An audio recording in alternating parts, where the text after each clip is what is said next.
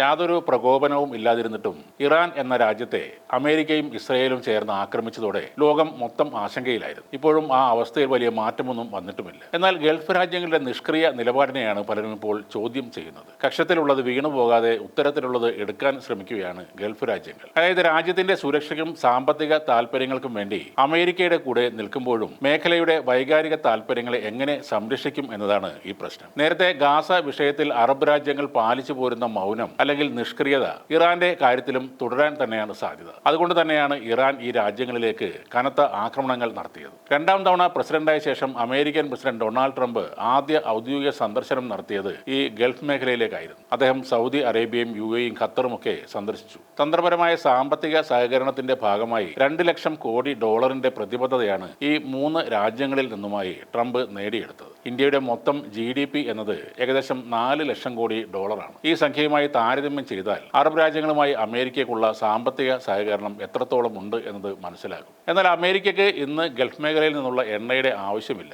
മറിച്ച് ലോകത്തെ വലിയ എണ്ണക്കച്ചവടക്കാരിൽ ഒരാളാണ് അമേരിക്ക എന്ന് പറയാം. അതുകൊണ്ട് എണ്ണ വിഷയത്തിൽ അമേരിക്കയോട് എതിർത്ത് നിൽക്കാനും ഈ ഗൾഫ് രാജ്യങ്ങൾക്ക് കഴിയില്ല. സൈനികപരമായി അങ്ങേയറ്റം ദുർബലരാണ് ഗൾഫ് രാജ്യങ്ങൾ എന്ന് തന്നെ പറയേണ്ടി വരും. ആഴ്ചകളോളം ഇറാൻ ആക്രമണം നടത്തിയിട്ടും തിരിച്ചടിക്കാൻ അവർക്ക് കഴിഞ്ഞിട്ടില്ല. അപ്പോൾ അമേരിക്ക കൊടുത്ത പ്രതിരോധ സംവിധാനങ്ങൾ കൂടെ ഇല്ലെങ്കിൽ ഇവരുടെ അവസ്ഥ ആലോചിക്കാൻ പോലും പറ്റില്ല. പരമാധികാര രാഷ്ട്രങ്ങൾ എന്ന് പറയുമ്പോഴും ഇവരൊക്കെ അമേരിക്കയുടെ കോളനികളെ പോലെയാണ് പ്രവർത്തിക്കുന്നത്. എന്നാൽ അമേരിക്ക എല്ലാ കാലത്തും തങ്ങളെ സംരക്ഷിച്ചുകൊള്ളും എന്നത് ഒരു തെറ്റായ ധാരണയാണ്. ഇറാൻ വിഷയത്തിൽ തന്നെ അത് പ്രകടമാകുകയും ചെയ്തിരുന്നു. ഞങ്ങൾക്ക് നേരെയുള്ള ആക്രമണങ്ങളെ കയ്യും കെട്ടി നോക്കി നിൽക്കില്ല എന്നൊക്കെ ഗൾഫ് രാജ്യങ്ങളിലെ ഭരണാധികാരികൾ പറഞ്ഞിരുന്നു. അതല്ലാതെ ഒന്നും ചെയ്യാൻ അവർക്ക് കഴിഞ്ഞുമില്ല. അവരുടെ പ്രതിരോധം എന്നത് തീർത്തും ദുർബലമാണ്. 1990-ൽ കുവൈറ്റിനെ ഇറാഖ് ആക്രമിച്ച് കീഴ്പ്പെടുത്തിയത് ഏതാനും മണിക്കൂറുകൾ മാത്രമെടുത്താണ്. ഇറാഖ് സൈന്യം അതിർത്തി കടന്നുവരുന്നു എന്നറിഞ്ഞപ്പോൾ തന്നെ കുവൈറ്റിലെ ഭരണാധികാരികൾ പ്രൈവറ്റ് ജെറ്റുകളിൽ ആ രാജ്യം വിട്ടു പോയിരുന്നു. ആ ആക്രമണത്തിന്റെ കെടുതികൾ കുവൈറ്റ് ജനത മാത്രമാണ് അനുഭവിച്ചത്. ഇപ്പോൾ ഇത്രയും ആക്രമണം ഉണ്ടായിട്ടും ഗൾഫ് രാജ്യങ്ങളിലെ ഭരണാധികാരികൾ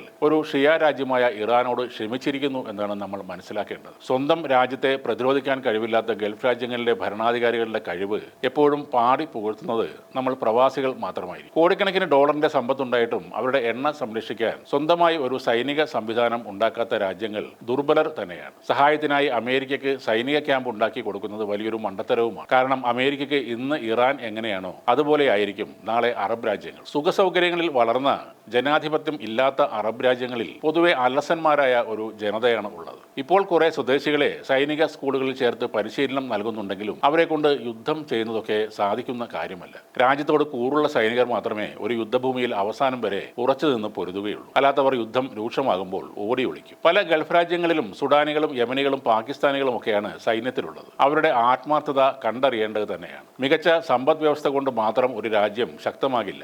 രാജ്യത്തിന്റെ അതിർത്തികൾ സംരക്ഷിക്കാനും പൗരന്മാരെ സംരക്ഷിക്കാനും ആ രാജ്യത്തിന് കഴിയണം. അതിന് അവർ ഇറാനെയോ ഇസ്രയേലിനെയോ ഉത്തര കൊറിയയോ ഒക്കെ കണ്ടു പഠിക്കണം. എല്ലാവിധ ഉപരോധങ്ങൾ ഉണ്ടായിട്ടും രാജ്യത്തിന് വേണ്ട സംരക്ഷണം ഒരുക്കാൻ അവർക്ക് കഴിയുന്നത് അവിടുത്തെ പൗരന്മാരുടെ ധീരത കൊണ്ട് കൂടിയാണ്.